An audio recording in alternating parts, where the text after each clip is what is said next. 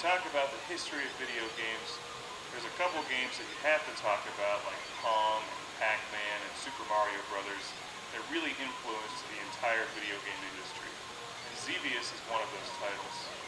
Xevious influenced the vertical shooting game genre more than any other game, and is, in my opinion, one of the best video games ever made. An incredibly challenging, frustrating, and enjoyable all at the same time. This game was released in 1982 and has fortunately seen a comeback on Xbox Live. And I think Xbox Live is tremendous. And the Xbox Live Arcade, bringing back the old school games from the 80s and platformers from the 90s. And I can't say enough good things about Xbox Live. Not only does it bring back these great old school games, but it brings them back in high definition. You can play them through your HDMI cable into an HD TV, and it's just tremendous. Xevious is presented in its original native aspect ratio as you would have played it in the arcade, which is like a television laid on its side. It probably looks very familiar to those of you who have played games like Raiden. I mean, there's so many games in this genre now. As a general rule, I think they're more popular in Japan than they are over here in the States. And I think that's unfortunate, because I personally like this genre a great deal. It's challenging, it's fun. As you know on this show, I love being the lone, daring starfighter against countless enemies and possible odds on a questionable, vague mission that usually doesn't matter anyway, because what's the point of this game is to get through it, to have fun, to rack up points, and to shoot things and watch them blow up. Xevious came out in the arcade in 1982 and has since been seen on game systems like the Atari 7800 and the NES. And in fact, the original Classic Game Room series, we reviewed the Atari 7800 version and a version for the PlayStation, which they remade. As you can see from the screen, you have two different weapon options. And that's one of the things that makes Xevious unique. But for starters here, you have your lasers, your twin cannons, I think they're lasers, maybe they call them something else, and your bombs. So you have to shoot your enemies in the air, and also bomb the enemies on the ground. And they're all shooting at you from different directions, and it's very challenging. What makes this game decidedly different from Raiden 3, for instance, which is one that I recently reviewed, is that you can't power up your weapons to have this arsenal that fills the entire screen with your weaponry. You're basically limited to the two weapons that you start with.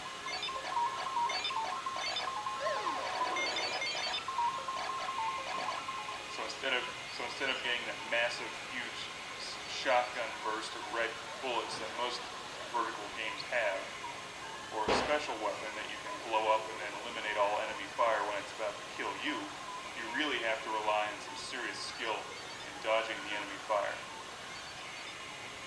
Now, I generally forget the story of Xevious. You can find it online, I'm sure. But you do encounter a couple bosses as you continue on in the game. And wave after wave of enemy. The variety of enemies changes on you. And my favorite part of this game, something I've loved since I was a kid and played this on my Atari 7800, is those spinning metal plates that come at you. And at the time, those were just amazing. That kind of graphics in a video game was just unbelievable. Xevious was way ahead of its time. And you can see why it influenced this genre so much. And just these simple things like the little tank boats in the water. You can't just bomb them. You have to actually lead them with your bomb and hope that they run into it. So it requires a lot of skill to hit all the enemies in this and rack up serious points. And with Xbox Live, of course, they give you the added incentive of going for gamer points, which are addictive and a lot of fun to collect for no apparent reason. But the other great thing about Xbox Live, of course, is you can see how your score ranks up against everybody else and friends of yours. What's really incredible about Xevious is that this game came out in '82, and it really doesn't look any different than newer games today. Maybe it's slightly different, but I mean, there's only so much you can really do with a two-dimensional vertical scrolling game before it starts getting ridiculous. And I'm not a big fan of adding in all those three-dimensional polygons and crap floating all over the screen. I think keeping it simple like this is the way to go. And that's why I like Xevious so much in games like Raiden 3. Now, I'm generally not a huge fan of using the Xbox 360 controller on this game. It's definitely challenging. I prefer the arcade-style joystick and buttons, but you know, what are you going to do when you just don't have a stand-up Xevious arcade machine in your basement? Xbox Live is about the best thing you can have. So it does require some skill to hammer away at the button, and also remember to bomb your enemies at a precise time. This is not a game where you can just hold down the fire button. It does give you an option to do a manual shot where you just fire at the rate that I'm firing at now, and also I use my other trigger to hold down the auto fire. So if a wave of enemies comes at me, I hold down that trigger and it lets off a machine gun burst of shots. But you cannot just hold down a consistent auto fire for the entire game. And for whatever reason, the music, although it just repeats itself over and over again, it never gets old. And maybe that's just because Xevious is that awesome. Here are the metal plates. Like, just look at those. 20 years ago, that was incredible. They're tough too. You have to dodge those things. You can't blow them up, so you have to dodge them. And then the enemy fire is coming at you, and then you get caught in between the enemy fire and the spinning metal plates, and it kills you. I love to see the resurgence in arcade titles on Xbox Live. And they don't cost much on Xbox Live. A game like this is only about $5, and it really has infinite replay value. Even if you went out to find this for your Atari 7800 or NES, it would still cost you at least $5 or $6 when you add in the shipping cost. Because you'd probably end up finding it on eBay, for instance. But with the Xbox Live, you just download it, and it's no problem. Now, I'm by no means the greatest Xevious player in the world.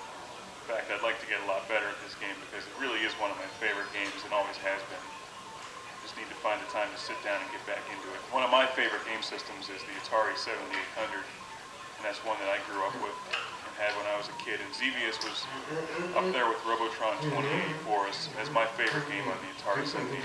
I played it for hours and hours and hours and hours. And I'm glad to see that there's still a lot of interest in Xevious today. If you like this genre, you've never played Xevious before, you owe it to yourself to pick this game up on Xbox Live or the 7800 or the NES, and you've got to play Xevious. If you're really hardcore, you can go out and buy a real stand-up coin-op Xevious machine like they would have had it in the arcades in the 80s, and you can put that in your living room, in your house. And your wife can come home and be like, "Where's all the furniture?" And you're like, "Well, I put it outside because we got a Xevious machine." And she may start to get red and get mad at you. Well, why do you need furniture when you have a Xevious machine? The whole point is to stand there and play Xevious. I mean, it's only common sense.